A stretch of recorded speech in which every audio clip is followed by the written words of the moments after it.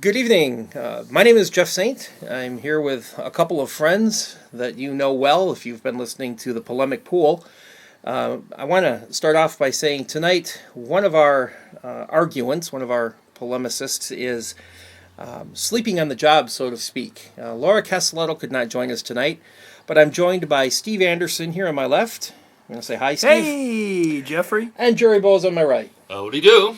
And to kick off tonight's topic, we're going to get right into the deep end of the pool with Steve Anderson. Well, thank you, Jeffrey and Jerry. I just want to say that I'm very pleased tonight. I have my grandson Kobe here, and he's doing the sound engineering for tonight's podcast. So You're blaming him already? Yes. Exactly correct.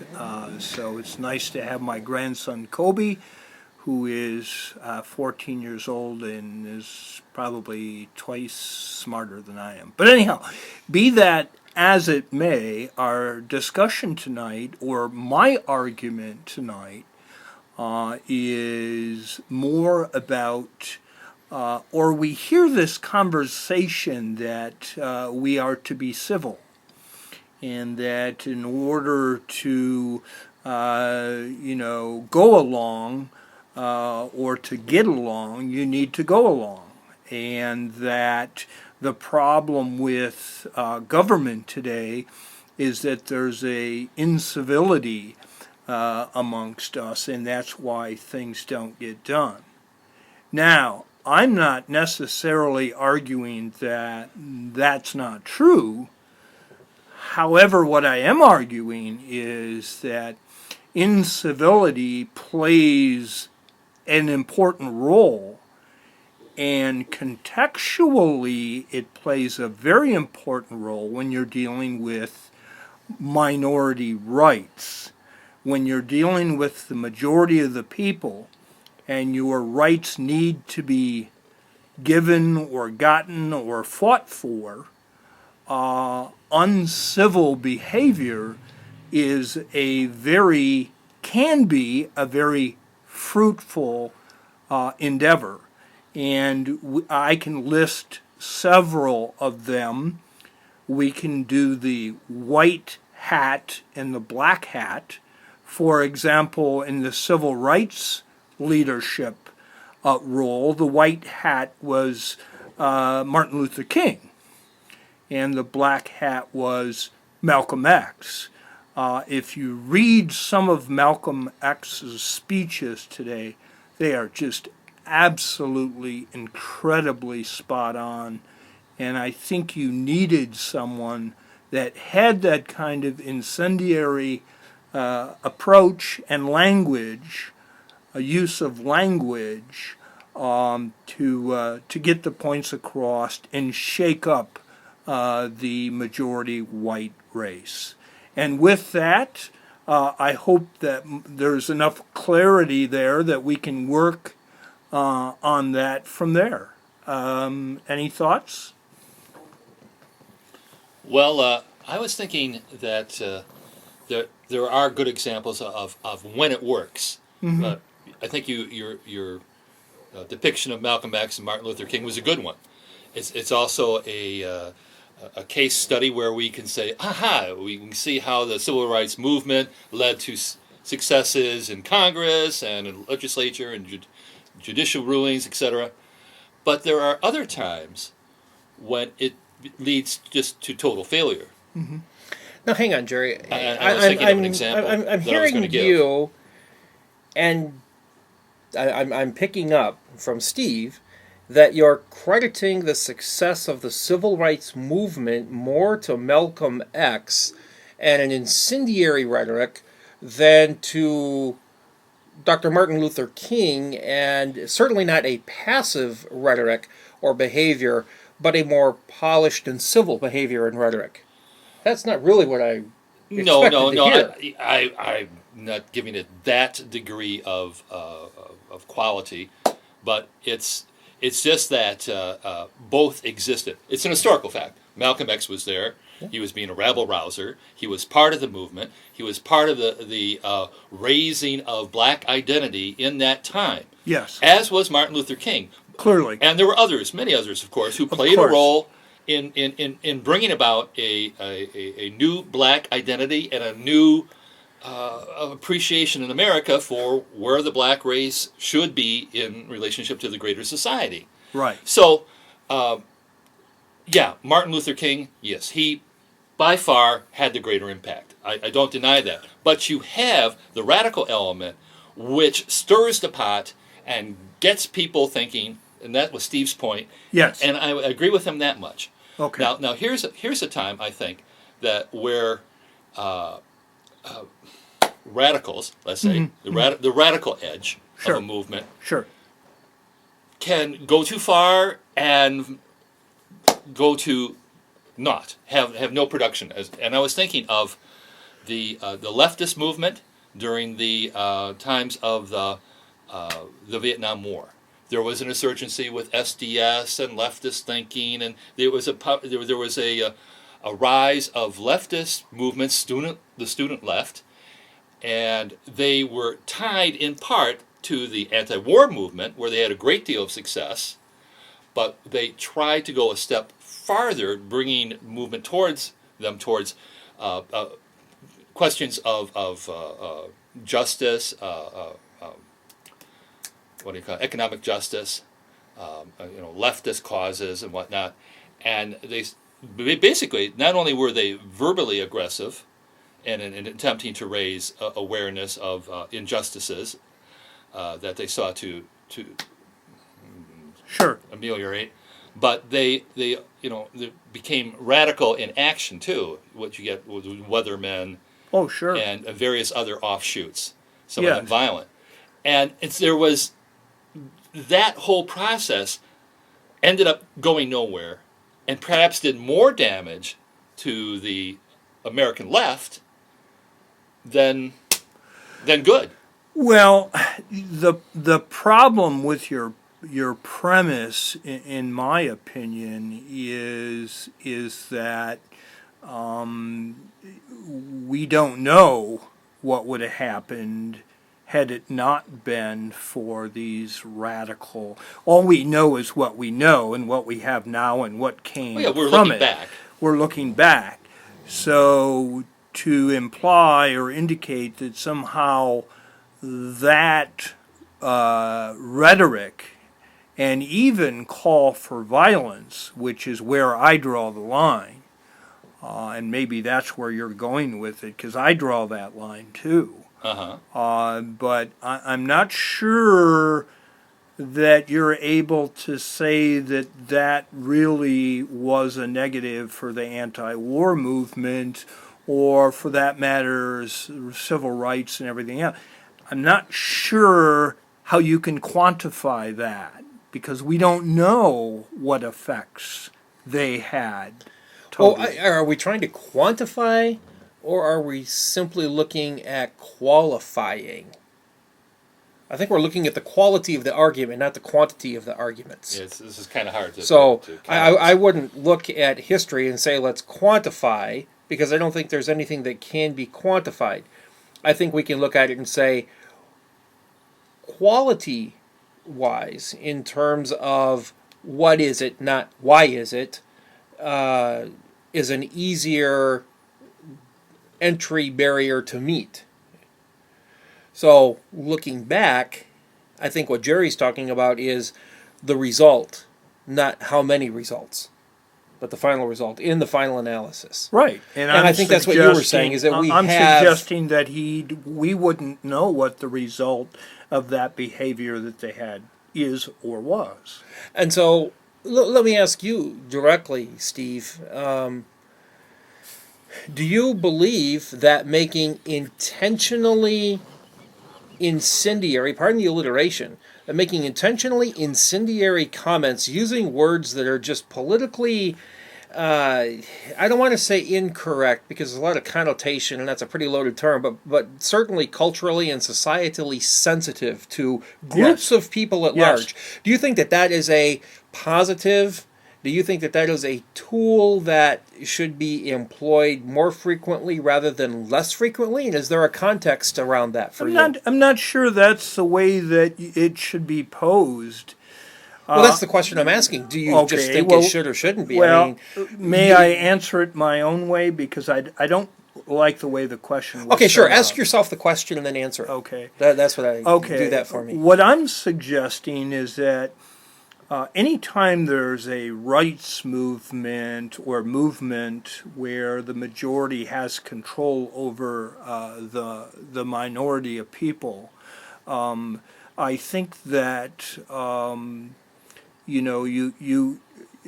there has to be a collective. It takes a recipe of behaviors to get the movement to the point of success. So you're asking me to go, okay, the nice guy who's conciliatory, he gets 8 out of 10 points. And the guy that's incendiary gets 2 out of 10 points. I'm not sure that's the way any group that's fighting for the rights works. I think every role, there are different roles that I have people must no play. idea what you're talking about when you start assigning points to a good guy or a bad guy. You lost me there. Okay, well, then I probably lost what your question was, because I thought your question was you were actually asking me whether that has value. You were trying to put value on one certain part of a movement, and I'm suggesting to you, like any recipe, it takes a combination of things to make it successful.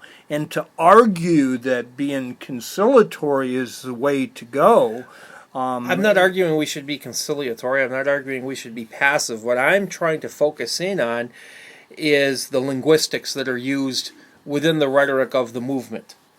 Okay. So, do you think that it is more for the better? See, okay, go ahead. It's a fair question. Do you think it is more for the better on balance, or less for the better on balance to use loaded terms to get people's attention, emotionally loaded terms that you know are going to rile up a group? And do you think that has a place in all of these movements you're talking about, or do you think that we can approach it with a higher degree of intellect, a lower degree of emotion, and kind of get along in our semantics? Semantics is fine and dandy when we're sitting around talking in front of the computer and bantering about. Right. But what gets things done is Yes. direct action. Yes. I'm not talking action. I'm talking how we talk about the action words. Well, you could. We know where this- My point would be is that Okay. you can talk all you want about it. If you're not doing something, you're just wasting space. Yeah, well, all right, fine. I want to bring up, because at least Steve, you and I know, and Jerry, I don't think you know where this came from. Correct me if I'm wrong. You might have been at a meeting that Steve and I were at, but a particular term was used. It wasn't used with malicious intent, but it was interpreted by one person in the meeting as being very derogatory Yes. to them. Yes. And without knowledge of their life history, by the way. The person had no malevolence whatsoever in the statement. But it was interpreted as being very pointed. It was interpreted as being politically incorrect. It was interpreted as being insensitive at the very least. Yes. And the person took a lot of umbrage to it. They Yes, were really yes. offended. Absolutely. That happens. My question is, do we have a responsibility when we know certain words are more loaded than others with social connotations? That's a pretty powerful tool, wouldn't you agree? Yeah, it is a powerful tool. So but should when we you use set it? But when you set up a question, a duality question to me, and you know I'm non-duality based, I have difficulty answering your question. I'm saying to you that you need both. I'm saying to you that perhaps for Jeffrey, you're more comfortable looking at it strictly from a cerebral point of view. That's fine. I think you need that. I'm not arguing that. I'm not minimizing that. But on the same at the same token, I'm not sure you want to necessarily underestimate flame throwing either. And when I say flame throwing, I don't mean that literally, I mean that figuratively, that you need people that just push buttons. Now I will go a step farther. I've been holding back listening to both of you a little bit, and I wanted to comment on something that Steve said a little bit earlier about civil rights movements. Well, one of the most contemporary civil rights movement right now has to do with the gay, lesbian, transsexual, etc. Yes. Movement. And I've been trying to think of the exact name of it, but there was the riot in Greenwich Village in New York back in the late 60s or early 70s, where there was a large homosexual riot. The police were cracking down on the gay bars in Greenwich Village, and there was a tremendous riot by the gay community because they had just reached a threshold where they were not going to put up with being harassed by the police anymore. Yeah. And they fought back. They fought the police, and it was a gay riot. And it was dubbed as the beginning of the gay rights movement. Yes. And it wasn't speech, it wasn't cerebral, it wasn't duality, it was direct action in response to suppression. So here, let's just get right to the point. Now I'm going to throw open the doors here. Steve, this is particularly apropos, and thank you for bringing that up, Jerry, because if you hadn't, I was going to, particularly since tomorrow, the 6th Circuit Court of Appeals in Cincinnati is going to make a decision on the challenges, including those from the state of Michigan and several other states, but we're in the state of Michigan here, as to whether or not the ban on equal rights to marriage for same-sex couples is constitutional or not. And in the state of Michigan, at least, that ban results from a vote 10 years ago where the people of the state of Michigan said no to gay marriage. So, in characterizing this decision that the 6th Circuit Court of Appeals has to take, in characterizing the beginning of the gay rights movement, is it better to say that there is a community of homosexual men and women, there's a community of same-sex individuals that want equal rights and protection under the law, and that's what it comes down to. Equal protection under the law is guaranteed by the Constitution. Or should you just say, these goddamn fags never have enough? Now, which of those two statements is more incendiary and better communicates and facilitates positive action? Referring to a community respectfully, or referring to them with a flame-throwing word which is admittedly bandied about pretty freely within the community, but if you're outside of the community, it's got a whole different meaning. Jeffrey, with all due respect... there's no respect due. That ship has sailed. No, it hasn't. That's what we're talking about here. Gay rights is here. Yep. It's here to stay. Well, that's a matter of opinion. It's not here yet, because in Michigan, they don't have equal protection under the law and access to the rights that heterosexuals have. That ship has sailed. Now, the ship that you're referring to is that each state hasn't necessarily left the I'm not dock talking about yet. the politics, Steve. I'm talking about how would you refer to it? How would you, through language, characterize Doesn't matter the at movement? this point. Really? It's over. State after state after state. You're missing the point, and you're dodging the point. Okay. I'm asking you, since you're talking about flame throwing, metaphorically, you're talking about a word, would you rather have somebody refer to this community as a homosexual community, a same-sex community, or a bunch of fags? Which of those three statements do you think is going to get the most positive attention to the action that they want? Because the ship may have sailed, but we don't know where it's going to port yet here in the state of Michigan, and we won't know until the 6th Circuit Court of Appeals hands down its decision, and it'll certainly be appealed by the losing side up to SCOTUS. I don't ever remember saying, since we started this discussion, anything about positive. You use the word. I'm talking positive action. Yeah, obviously there's a group of people denied equal protection and rights under the law, and they want the positive step of the courts acknowledging their humanity and their rights under the law. How would you characterize that? Would you characterize them most fairly with an incendiary, flame-throwing word, or with a more respectful, civil word? I guess I just can't follow your logic, or in my case, it seems nonsensical and non sequitur. I don't it's even know neither of those things, Steve. I'm asking you a question. You're saying sometimes you have to throw the word out. I don't understand. I got a problem with it too. I don't really see how it relates to the greater question that we're discussing. We're talking about incendiary language. That's an incendiary form of referring to a group, and I'm asking you the question as an example. But it's funny. It's a funny way that you put it, because it's a very direct way of putting it. It seems to be coming from a repressive Yes, position rather exactly. than an advocative position. Right. It's something that a person would you say. just answered the question, Jerry. Well, No, I'm Depending glad on- that Well, he I- could. listen, I didn't listen, even Steve. understand the question. That's all well, right. it seems Obviously- flawed. I'd have to point out the flaw. You know? If one uses if you use the incendiary term fag to refer to a group of male homosexuals, you're being repressive. And if you just say homosexuals or same-sex couples, now you're not being repressive. Now you're talking more positively. You just answered the question I asked without using the words. Progressive. Or progressive. So that's the point, Steve. When you said, I think there's times where you have to do this, I'm asking you, characterizing I grant you this. I think I'm finally trying to connect with his wavelength. It was very difficult. Well, But please here- share with me. But here we go.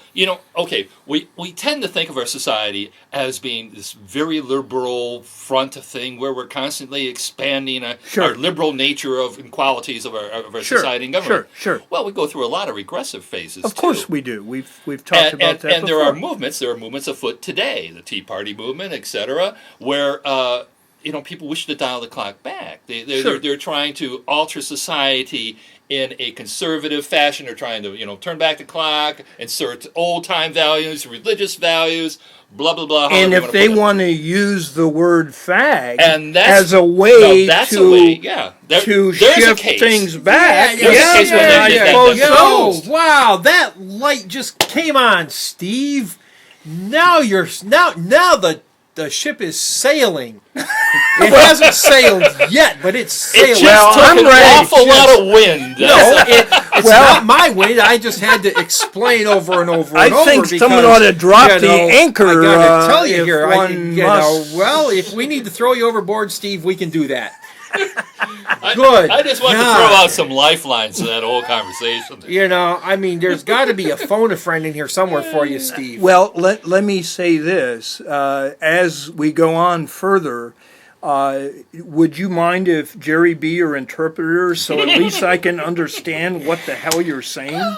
Well, anyhow, be that Jerry's, as it may. If you need your school teacher here to help you along, maybe I should defer to your grandson. Toby. I'll tell you what. You did say he was smarter than you, and I do believe it. Yeah, well, I know for sure he is. But anyhow, go on with your. Okay, so I appreciate you illuminating that. I think you were trying Jerry. to be Socratic in a certain. Absolutely. I'll give you credit absolutely. there. I just had to think explain about what that means to Steve, would you please? There's Socratic and then there's obtuse. Well, yes. I'm not sure those two necessarily. I said there has to be some substance to it. What could it possibly be? See, we're not talking simply about substance. We're also talking about form. Since when do you give Jeff credit for his rhetoric? I just didn't like being stuck in the mud so long. It's about time you came out of the mud. Steve was in the mud as well. Thank you. Wow, quicksand would be more apt. But go ahead. Is there any other profound question that you have? Profundities are over your head. We understand that. Yeah, well. So I wanted to bring it right down to the base level here. Now, as Jerry said, go ahead. If you want to regress, use the language of regression. If you want to progress, use the language of progression. And I think, Steve, that's really what it comes down to when we talk about how we talk about something. We're talking about, do we want to talk forward or do we want to talk backwards? And I am going to be a little obtuse here for just a minute. And please, we're perhaps very when used you to marry, that. because you marry people as well as I do. Married And, several people. 300 and some couples when same-sex marriage was legal in Michigan did get married. Yeah. Bill Schuette, the state attorneys general, just had a fit. Couldn't get the appeal filed fast enough. Of course, it was written well ahead of time just in case he needed it, and couldn't get it filed fast enough because county clerks had people lined up waiting to get married, and there were a lot of mass weddings. But I say to people, if you think it, you'll say it. If you say it, you'll do it. Or if you say it, it's because you thought it. So there's a chain of events there. First, it begins with thinking a thought. Then it begins with giving word to that thought. Then it begins to putting those words into action. And I think that's where your flame throwing comes into play. What kind of action do you want to come as a result of the way you think about and talk about something, forward or backward? And I think the incendiary flame-throwing language, in most cases, will take us more backward than it will advance us and take us forward. I think that is absolute nonsense. I know you do, and I want you to talk about that and tell me why. And I think you're just speaking off the top of your head. Oh, no, well, I'm not sure you have anything to back up what. I think I have all of the evidence on my side, period, notwithstanding I have all the evidence I need on my side. All right, let me try to slow down for you, and perhaps no, Steve, don't patronize that way because it's beneath you. You can patronize better than that. Oh well, no, that's a pretty good patronizing attack. I liked it.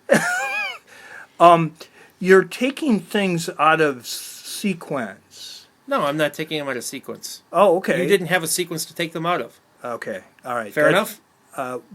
Fine. So what you did, and it was a nice sleight of hand, I mean, don't misunderstand me.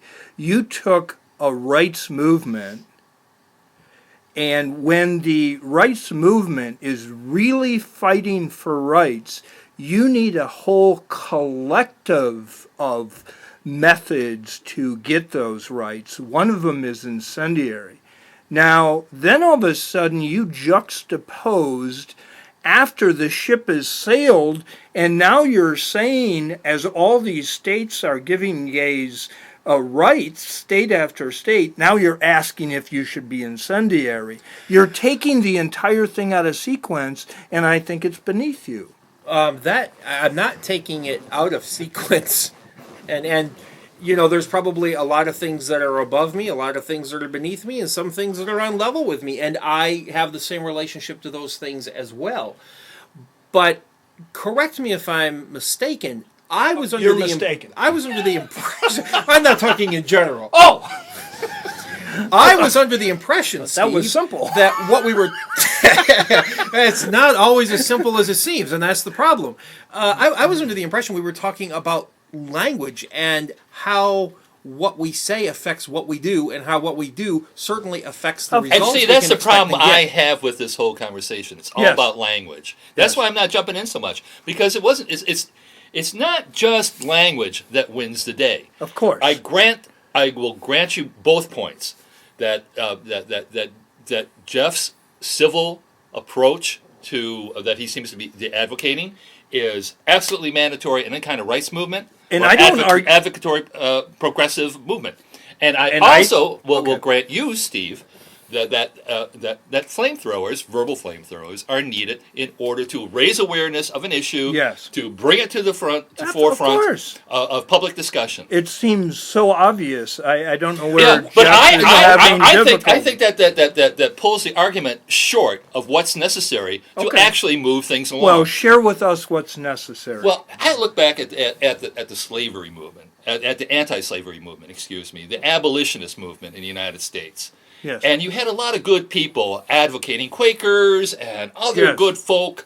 It was mostly a religious movement, really, of people advocating against slavery, seeking its elimination.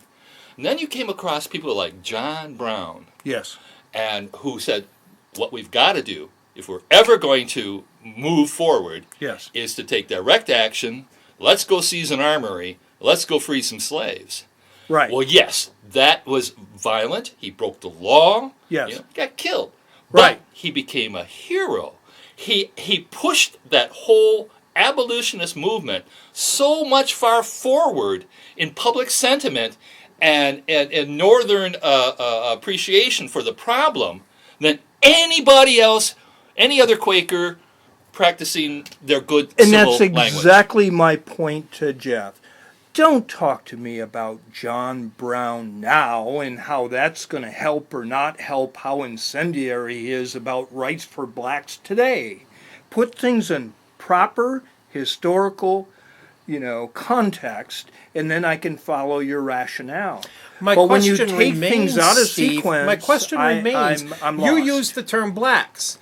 We're moving perhaps back towards that particular colorization of people based on the melanin content of their skin, blacks and whites and Sure. and others. And by the way, America is one of the few countries in the world that identifies people by the color of their skin. We don't talk about ethnicity directly. We just refer to the color of people's skin.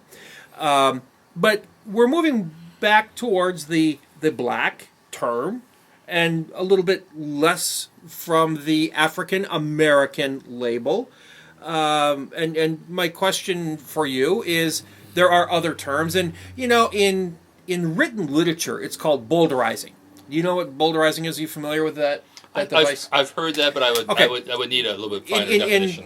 What it is taking a word where you take the first letter of the word, and to bowdlerize a word, you would print N-I asterisk asterisk Oh, okay, yeah. E-R, and people go, oh, I know what he's talking about, as if you didn't use the word, because it's a sense of the word has meaning, the word has power, and if we just allude to the word rather than using the word, we've avoided all of that.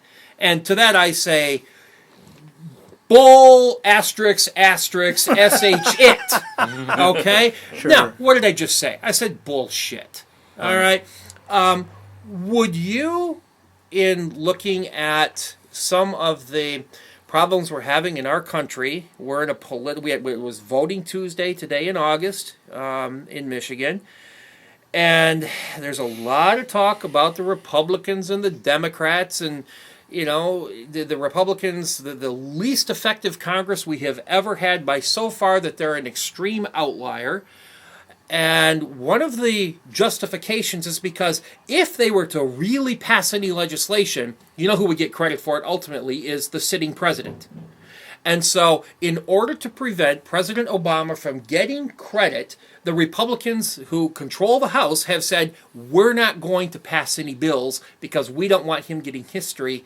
We don't want him getting credit in history. This cannot be his legacy, even if they're good bills and they would be good for the population. So are they have a behaving race properly? problem. So my question is, they're saying, a lot of people are saying, well, the Republicans have a race problem. They don't like a black Democratic president in the White House. I've noticed that.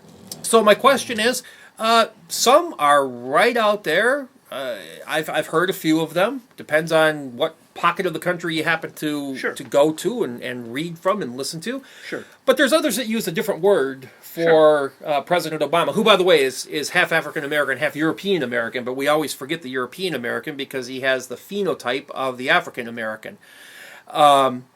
So would you use another word instead of black or African American, or would you find that too loaded of a word to refer to him? Would you say the blank in the White House, as many have? Jeff, I'm really It's an incendiary term. I'm asking, would you use it? Or would you find that to be just too incendiary, and it would so overload people with pejorative emotion that you'd never get your point across? Well, let me, if I understand what you just said, that the Republican Congress, the House, controlled by the Republicans, are trying not to pass anything because they don't want Obama to get credit for it. That is a tactic. Now, you may not like that tactic. I may not like that tactic. But it is a tactic, and since the election is not over, nor you or I know whether that tactic is going to work, and they're banking on that it does. Now, if you're asking me, should some of the Republicans just come out flat out and say, look, and use the N-word, in order to get their point across, I think that's a tactical decision they have to make. Why did you just say the N-word? We Know what you're talking about. In the same way you used B-U-L. But then I said it's bullshit. Okay. Okay, so I'm asking you why. There's a reason why you chose to say the N-word instead of the word itself. Why did you choose that, Steve? That was volitional. Why did I choose the word black? No, why did you choose to say if a Republican would just come out and use the N word? Why didn't you come out and just say the word yourself? Why did you choose not to say the word just now? Because, again, that ship has sailed. No, it hasn't. I'm asking you, why did you choose? Stop with the excuse of the ship has sailed. I want to know why you chose to use N word instead of the word itself. Because I choose the word I usually use to describe people that are African American are black. So that's the word that I'm comfortable using. And why are you uncomfortable with the other word? Well, but I'm not saying that word shouldn't be used. Okay. If it's a strategy, Okay. and the Republicans think that they can galvanize enough white, supremacists, male, middle-aged, racists. I'll let you use that. Well, language. if you use the word that you didn't use, that's pretty much the group you're targeting, correct? Well, whatever group they want to target, Yeah. if using the word black or the N-word that I don't use, and they choose to use it for political gain, I do not object to them doing it. Oh, okay. Steve, that's all I wanted to know. Okay. And you explained, I'm not comfortable using that word. That's all I was asking. Okay. Why did you volitionally avoid Not comfortable the word? using that word. And you say, okay, and this is why. But I don't object to the strategy if that's what Well, they if think they want to sink their ship as it's sailing, they can do that, because that probably is what would happen. A minority of people would be behind them, and you know that.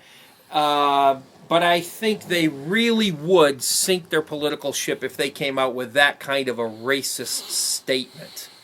Because that's an in-your-face type of confrontational word. Well, let's see how it goes. It'll be interesting since you brought up the election.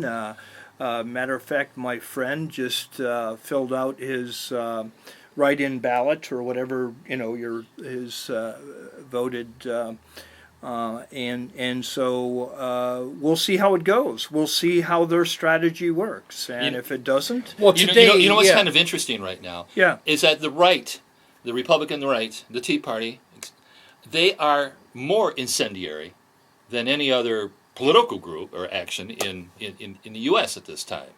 They seem to be the most radical element in our political system.